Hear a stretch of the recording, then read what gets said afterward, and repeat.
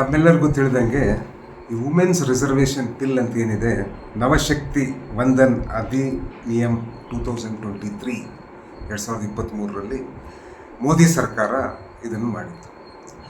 ಅದರ ಅನುಸಾರ 33% ಏನು ಸೀಟ್ಗಳಿದ್ದಾವೆ ಆ 545ರಲ್ಲಿ ಪಾರ್ಲಿಮೆಂಟು ಹಾಗೂ ಅಸೆಂಬ್ಲಿ ಸೀಟ್ಸಲ್ಲಿ 1/3 ಅಂದರೆ 33% ಎಲ್ಲ ಮಹಿಳೆಯರಿಗೆ ಆರಕ್ಷಣೆ ಕೊಡಬೇಕು ಅಂತ ಹೇಳಿ ನಾವೇನು ಆವತ್ತಿನ ದಿವಸ ನಮ್ಮ leader of opposition Mallikarjuna Kharge ಅವರಾಗಲಿ, ಲೋಕಸಭೆಯಲ್ಲಿ ರಾಹುಲ್ ಗಾಂಧಿ ಆಗಲಿ, ಸೋನಿಯಾ ಗಾಂಧಿ ಆಗಲಿ ಯಾವತ್ತೂ ಈ ಬಿಲ್ಲಿನ ವಿರುದ್ಧ ನಮ್ಮದೇನಿರಲಿಲ್ಲ.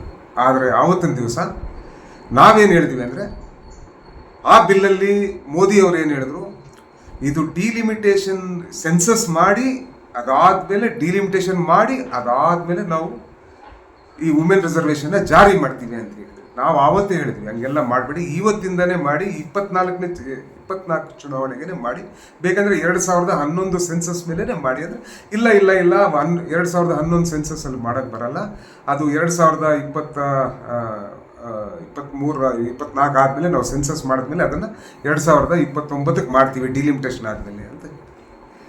ಆಯ್ತಪ್ಪ, ಈಗ ನೀವು ಹೆಂಗೆ ಮಾಡ್ತೀರೋ ಮಾಡ್ಕೊಳ್ಳಿ ಅಂತ ನಾವು ಸುಮ್ಮನಿದ್ವಿ. ಆದರೆ ಇವತ್ತು ನಮ್ಮ ಪ್ರಧಾನಿ ಮಂತ್ರಿ ಮತ್ತು BJP ಅವರು ಇವತ್ತು ಆತುರದಲ್ಲಿ ಈ ಬಿಲ್ನ ಅವರೇ ಹೇಳಿದ ಪ್ರಕಾರ ಸೆನ್ಸಸ್ ನಡೆಸಿ ಡಿಲಿಮಿಟೇಷನ್ ಮಾಡಿ ಅದಾದಮೇಲೆ ವುಮೆನ್ ರಿಸರ್ವೇಷನ್ ತರಬೇಕಾದ್ರೆ ಆತುರದಲ್ಲಿ ಇವಾಗ ಏಪ್ರಿಲ್ 16ರಿಂದ ಏಪ್ರಿಲ್ 18 ಅಂದರೆ ಇನ್ನೊಂದು 5-6 ದಿವಸದಲ್ಲಿ ಸ್ಪೆಷಲ್ ಪಾರ್ಲಿಮೆಂಟ್ ಸೆಷನ್ನ ಕರೆದು ಅದನ್ನು ಅಮೆಂಡ್ಮೆಂಟ್ಸ್ ತರೋಕ್ಕೆ ಪ್ರಯತ್ನ ಪಡ್ತಾರೆ. ಅಂದರೆ ಆರ್ಟಿಕಲ್ 334A ಅಂತ ಏನಿತ್ತು ಆವತ್ತಿನ ಕಾಲದಲ್ಲಿ, ಆರ್ಟಿಕಲ್ 334A ಏನು ಹೇಳುತ್ತೆ, ನೀವು ಡಿಲಿಮಿಟೇಷನ್ ಮತ್ತು ಸೆನ್ಸಸ್ ಆದಮೇಲೆ ನೀವು ಮಾಡಿ ಅಂತ ಹೇಳಿ. ಇವಾಗ ಏನಂತವ್ರೆ, ಇಲ್ಲ ನಾವು ಅಮೆಂಡ್ ಮಾಡ್ತೀವಿ, 334A ಅಮೆಂಡ್ ಮಾಡಿಬಿಟ್ಟು ಸೆನ್ಸಸ್ 2011 ಪ್ರಕಾರನೇ ಮಾಡಿ ಡಿಲಿಮಿಟೇಷನ್ ಮಾಡ್ದೇನೆ ಇದನ್ನು ಮಾಡಿಬಿಡ್ತೀವಿ, ಈಗಲೇ 29ಕ್ಕೆ ಏನು ಬರುತ್ತೋ ಅದಕ್ಕೆ ಮಾಡಿಬಿಡ್ತೀವಿ ಅಂತ ಹೇಳ್ತೀವಿ. ಇದು ಆತುರದ ನಿರ್ಧಾರ.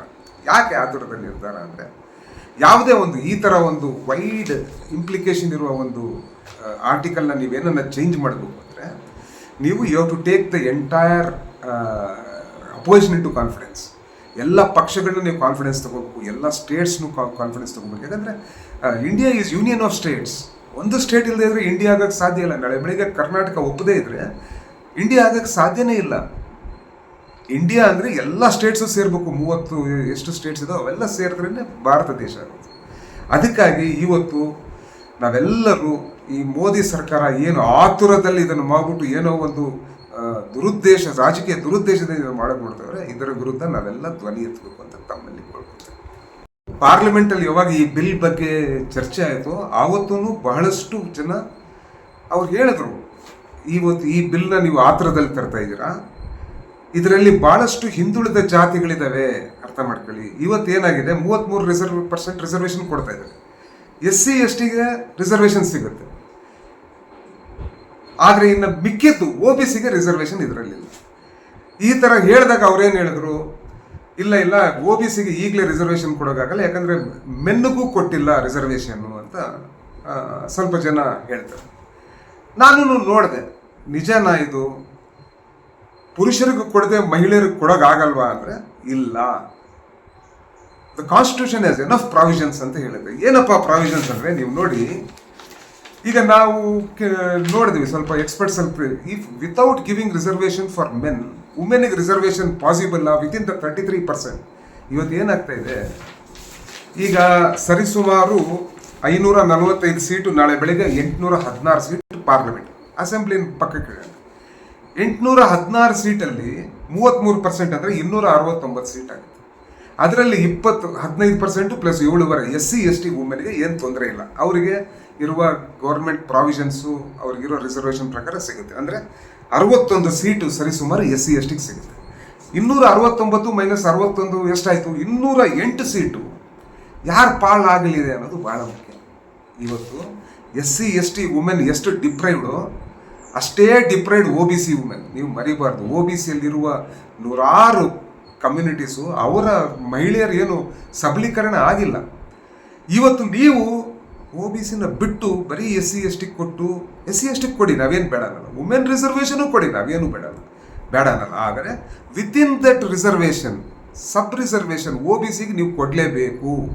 ಇವತ್ತು ಏನು ನೀವು 269 ಸೀಟಲ್ಲಿ 61 SC/STಗೆ ಹೋಗೋದು, ಇನ್ನು 208 ಸೀಟ್ಗಳಲ್ಲಿ ಏನಾಗುತ್ತೆ, ಅಲ್ಲಿ ಬಹುತೇಕ ಬ್ರಾಹ್ಮಣ, ಬನಿಯ, ಕ್ಷತ್ರಿಯ, ನಿಯೋ ಕ್ಷತ್ರಿಯ ಆ ಕಮ್ಯುನಿಟಿ ವುಮೆನ್ ಹೋಗ್ಬಿಟ್ಟು ಅಲ್ಲಿರ್ತಾರೆ. OBCಗಳಿಗೆ ಅಲ್ಲಿ ಜಾಗ ಸಿಗೋದು ಬಹಳ ಕಷ್ಟ ಆಗುತ್ತೆ. ಅದು ಒಂಥರ ಮತ್ತೆ ಒಂದು ಅಪ್ಪರ್ ಕ್ಯಾಸ್ಟ್ ಕಿಟಿ ಪಾರ್ಟಿ ಆಗುವ ಎಲ್ಲ ಸಾಧ್ಯತೆಗಳಿದ್ದಾವೆ. ಸೊ ನಾವು ವುಮೆನ್ ರಿಸರ್ವೇಷನ್ ವಿರುದ್ಧ ಅಲ್ಲ. SC/STಗೂ ರಿಸರ್ವೇಷನ್ ಕೊಟ್ಟಿದ್ದೀರಾ, but what about OBC women reservation okay, no reservation for OBC women not okay. ಇದು ನಾವು ಹೇಳ್ತಾ ಇರೋದು. ಏನಾಗ್ತಾ ಇದೆ, ಪ್ರತಿಯೊಬ್ಬರು ಈ ಒಂದು bigger umbrella of women reservation ಸಿಗ್ತಾ ಇರೋದಕ್ಕೆ ಎಲ್ಲ OBCಗಳು, ಈ ನಾಯಕರು ಯಾರಿದ್ದಾರೆ ಇವರು ಕಣ್ಣು ಮುಚ್ಕೊಂಡು ಕೂರ್ತವ್ರೆ. ಇವ್ರಿಗೆ ಅರ್ಥ ಆಗ್ತಾ ಇಲ್ಲ. ಇದೊಂದು ಹಿಮಾಲಯನ್ ಬ್ಲಂಡರ್ ಅಷ್ಟು ದೊಡ್ಡ ಬ್ಲಂಡರ್ ಆಗೋ ಎಲ್ಲ ಸಾಧ್ಯತೆಗಳಿದ್ದಾವೆ. ಇವತ್ತು ನಮ್ಮ OBC ಮಹಿಳೆಯರ ಪರವಾಗಿ ನಾವು OBC ನಾಯಕರು ಎಲ್ಲರೂ ನಾವು ಫೈಟ್ ಮಾಡ್ತಾ ಇದ್ದೀವಿ. ನೀವು ಯಾವಾಗ ಫೈಟ್ ಮಾಡ್ತೀರ? ಒಂದು ಸತಿ ಈ ಬಿಲ್ ಪಾಸ್ ಆದಮೇಲೆ ಯಾವ ಕಾರಣಕ್ಕೂ OBCಗೆ ವುಮೆನ್ಗೆ ಸಿಗಲ್ಲ. 1951 ಅವಾಗ ರಿಸರ್ವೇಷನ್ ಆದಾಗ್ಲೂ ಇದೇ ತಪ್ಪು ಮಾಡಿದ್ವಿ. ಅಂಬೇಡ್ಕರ್ ಹೇಳಿದ್ರು, ಅವ್ರು ಪ್ರಾವಿಷನ್ ಮಾಡಿದ್ರು OBC ರಿಸರ್ವೇಷನ್ ಕೊಡಿ ಅಂದ್ರು. ಆದರೆ OBC ರಿಸರ್ವೇಷನ್ ಕೊಟ್ರ ಮಂಡಲ್ ಬಂದಿರೋದು ಬರೀ ಜಾಬ್ಸು ಮತ್ತು ಎಜುಕೇಷನ್ಗಾಗಿ. ಪೊಲಿಟಿಕಲ್ ರಿಸರ್ವೇಷನ್ ಕೊಡಿ ಅಂತ ಆವತ್ತೇ ಅಂಬೇಡ್ಕರ್ ಹೇಳಿದರು. ಆದರೆ ಇವತ್ತುವರೆಗೂ 75 ವರ್ಷ ಆದ್ರೂ ಇವತ್ತು OBC ಪೊಲಿಟಿಕಲ್ ರಿಸರ್ವೇಷನ್ ಕೊಡೋಕ್ಕೆ ಸಾಧ್ಯ ಇಲ್ಲ. ಲೋಕಲ್ ಬಾಡಿಯಲ್ಲಿ ಸಿಕ್ತು, ಆದರೆ MLA MP ಅಂದರೆ ಕ್ಲಾಸ್ 3 ಕ್ಲಾಸ್ 4 ಪ್ಯೂನ್ ಎಲ್ಲ ಸಿಕ್ತು. ಆದರೆ MLA MPಗಳು ಬರೀ ಇದು ಅಪ್ಪರ್ ಕ್ಯಾಸ್ಟ್ನ ಅಗ್ರಹಾರಂಗಳಾಗೋ ಎಲ್ಲ ಲಕ್ಷಣ. ಇವತ್ತು ನೀವು ಚೆಕ್ ಮಾಡ್ಕೊಳ್ಳಿ, ನೀವು ಪಾರ್ಲಿಮೆಂಟಲ್ಲಿ ಎಷ್ಟು ಜನ OBC MPಗಳಿದ್ರೆ ಚೆಕ್ ಮಾಡ್ಕೊಳ್ಳಿ. ಅಸೆಂಬ್ಲಿಯಲ್ಲಿ ಎಷ್ಟು ಜನ, ಅವ್ರ ಪಾಪ್ಯುಲೇಷನ್ ಎಷ್ಟು? ಇವತ್ತು ಸರಿಸುಮಾರು ನಮ್ಮ OBC ಪಾಪ್ಯುಲೇಷನ್ ಸರಿಸುಮಾರು 40%. 40 ಅಂದರೆ 5 4 220 ಜನ MPಗಳಿರ್ಬೇಕು OBCಗಳು. ಇದರ 200 ಚಿಲ್ಲರೆ ರಾಜ್ಯಸಭೆಯಲ್ಲಿ ಎಷ್ಟು ಜನ ಇದ್ದಾರೆ OBCಗಳು? ಸರಿಯಾಗಿ 20 ಜನನೂ ಕಾಣಿಸಲ್ಲ ನಿಮ್ಮ ಅಪ್ಪರ್ ಹೌಸಲ್ಲಿ. ಅದೇ ರೀತಿ ಅಸೆಂಬ್ಲಿಗಳು. ಸೊ ಅರ್ಥ ಮಾಡ್ಕೊಳ್ಳಿ, ಈ ಬಿಳಿಯಾನೆ ಏನಿದೆ OBCಗಳೇ, ನೀವು ನಿದ್ದೆ ಹೊಡಿಬೇಡಿ. ಆಮೇಲೆ ಎಲ್ಲ OBC ನಾಯಕರು, ನಾನು ಸಿದ್ದರಾಮಯ್ಯ ಅವರು, ಹರಿಪ್ರಸಾದ್ ಮತ್ತು ಎಲ್ಲ OBC, ಅಖಿಲೇಶ್ ಪ್ರಸಾದ್ ಯಾದವ್, ಸ್ಟಾಲಿನು, ಇವ್ರಿಗೆಲ್ಲರಿಗೂ ನಾನು ಕೇಳೋದೇನೆಂದರೆ, ನೀವು ನಿದ್ದೆ ಮಾಡಬೇಡಿ. ನೀವು ನಿದ್ದೆ ಮಾಡಿದರೆ ಮುಂಬರುವ ದಿನಗಳಲ್ಲಿ OBC ನಮ್ಮ ಹುಡುಗರು ಕೇಳ್ತಾರೆ, ಏನಪ್ಪ ನಿದ್ದೆ ಮಾಡ್ತಾ ಇದ್ರಾ ಅಂತ. ಏನು ಮಾಡ್ತಾ ಇದ್ರಿ ನೀವು? ಯಾಕೆ ನಮಗಾಗಿ ನೀವು ಫೈಟ್ ಮಾಡಿಲ್ಲ ಅಂತ. So it is very necessary that ಇವತ್ತು ನಾವು ಧ್ವನಿ ಎತ್ತಬೇಕು. ವುಮೆನ್ ರಿಸರ್ವೇಷನ್ ಬಿಲ್ ಪಾಸ್ ಆಗಂಗಿದ್ರೆ ಅದರಲ್ಲಿ 33% ನಮಗೆ ಸರಿಸುಮಾರು ನಮ್ಮ ಪಾಪ್ಯುಲೇಷನ್ ಅನುಸಾರ ಒಂದು 30-35% OBC ವುಮೆನ್ಗೆ ರಿಸರ್ವೇಷನ್ ಕೊಡಲೇಬೇಕು ಅಂತ ನಾನು ಆಗ್ರಹಿಸ್ತೀನಿ. ಇದು ನಾವು ವುಮೆನ್ ರಿಸರ್ವೇಷನ್ ತಂದಾಗ ಪ್ರತಿಯೊಬ್ಬರು ಏನು ಹೇಳ್ತಾರೆ ಅಂದರೆ, ಹೌದು ಬರೀ ವುಮೆನ್ನಲ್ಲಿ ರಿಸರ್ವೇಷನ್ ಯಾಕಪ್ಪ, OBCಗೆ ಟೋಟಲಲ್ಲಿ ಕೇಳ್ರಿ, ಆಮೇಲೆ ಅದರಲ್ಲಿ ಮತ್ತೆ ಕೊಡ್ತಾರೆ. ಹೆಂಗೆ SC/STಗೆ ಮೆನ್ನಿಗೂ ಇದೆಯೋ ಅದರಲ್ಲಿ ಆ ಟೋಟಲಲ್ಲಿ ನಿಮಗೆ ವುಮೆನ್ಗೆ ಕೊಡ್ತಾ ಇದೀವಿ, ಅದೇ ರೀತಿ ನೀವು OBCಗೂ ಕೇಳಿ ಅಂತ. ನಾವು OBCಗೆ 75 ವರ್ಷದಿಂದ ಕೇಳ್ತಾ ಇದೀವಿ, ಆದರೆ ಕೊಡ್ತಾ ಇಲ್ಲಪ್ಪ. ಸೊ ಪರವಾಗಿಲ್ಲ, ಅದನ್ನು ಪಕ್ಕಕ್ಕೆ ಇಡ್ರಿ. ಈಗ ಅಟ್ಲೀಸ್ಟ್ ನಮ್ಮಲ್ಲಿರುವ 50% ಇರುವ OBC ಮಹಿಳೆಯರು, ನಮ್ಮ ತಾಯಂದರು, ನಮ್ಮ ಅಕ್ಕಂದರು, ನಮ್ಮ ತಂಗಿಯರ್ಗನ್ನ ಕೊಡಿ.